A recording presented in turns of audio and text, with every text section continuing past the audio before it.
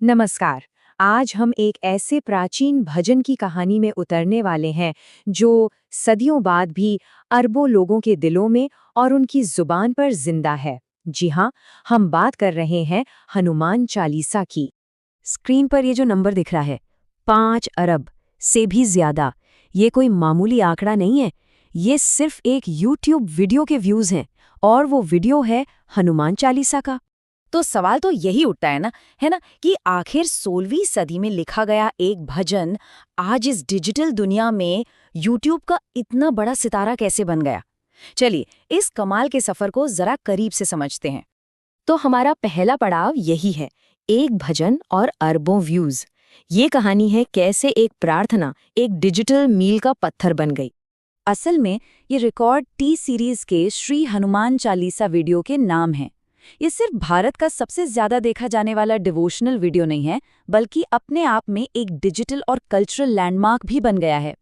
इसकी बढ़िया production quality और फिर मोबाइल इंटरनेट की वजह से इसकी आसान पहुंच ने इसे सचमुच घर घर तक पहुंचा दिया। लेकिन इस आज की कामयाबी की जड़ें वो सदियों पुरानी हैं, और इस कहानी को पूरी तरह समझने के लिए हमें थोड़ा पीछे जाना होगा, इसके रचयिता महान संत तुलसीदास के समय में। बात है 16वीं सदी की। भारत पर मुगल साम्राज्य का शासन था और उसी दौर में महान भक्ति कवि संत गोस्वामी तुलसीदास ने हनुमान चालीसा की रचना की। ये वही तुलसीदास हैं जिन्होंने रामचरितमानस जैसा महाकाव्य लिखा था। तो मतलब अपनी गहरी आस्था और भक्ति से उन्होंने इस शक्तिशाली स्तुति को रचा। और एक खास बात यह है कि इसे अवधी में लिखा गया था, जो उस समय उत्तर भारत की एक आम बोलचाल की भाषा थी। जरा सोचकर देखिए, एक लोकल भाषा में रची गई प्रार्थना आज पूरी दुनिया में गूंज रही है। अच्छा, चलिए अब इसकी बनावट को समझते हैं। मतलब इस भजन के स्ट्रक्चर में ऐसा क्या खास है जो इसे इतने प्रभावशाली बनाता है। सबसे पहले तो इसका नाम चालीसा। ये नाम हिंदी के शब्द 40 से आया है, और यही नंबर यानी 40 इसकी पूरी संरचना का आधार है। इसकी बनावट ना बहुत ही सरल लेकिन उतनी ही सुंदर है। ये शुरू होती है 2 शुरुआती दोहों से, फिर इसके बीच में आती हैं 40 चौपाइयां और आखिर में एक दोहे से इसका समापन होता है। कुल मिलाकर ये 43 छंद एक ऐसा आध्यात्मिक ढांचा बनाते हैं जो बहुत शक्तिशाली माना जाता है। लेकिन देखिए, हनुमान चालीसा की ताकत सिर्फ इसकी बनावट में नहीं है।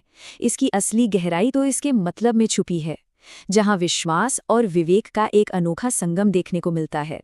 इसकी सबसे प्रसिद्ध चौपाइयों में से एक तो सबने सुनी ही होगी, युग सहस्र योजन पर भानु लील्यो ताहे मधुर फल जानू।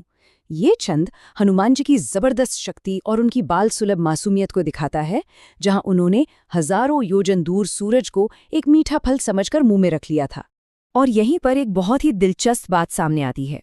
कई लोग इस छंद को सिर्फ आस्था से नहीं बल्कि प्राचीन विज्ञान से भी जोड़कर देखते हैं।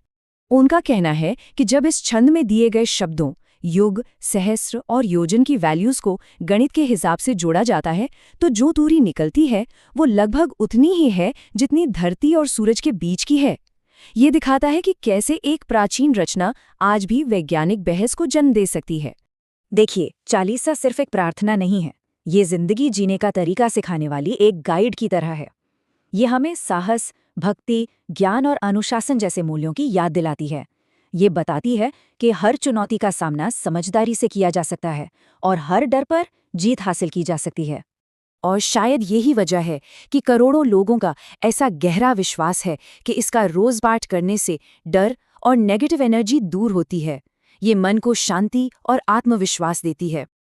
तो चलिए अब इस पूरी कहानी को समेटते हैं और हनुमान चालीसा के अतीत से लेकर आज तक के इस असाधारण सफर पर एक नजर डालते हैं। 16वीं सदी की एक आम बोलचाल की भाषा से निकलकर हनुमान चालीसा आज एक ग्लोबल आध्यात्मिक धरोहर बन चुकी है।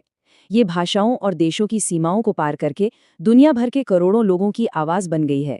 और ये हमें वापस उसी सवाल पर ले आता है जिससे हमने शुरुआत की थी, कि आज के इस डिजिटल दौर में एक प्राचीन प्रार्थना को इतनी ताकत आखिर मिलती कहाँ से है।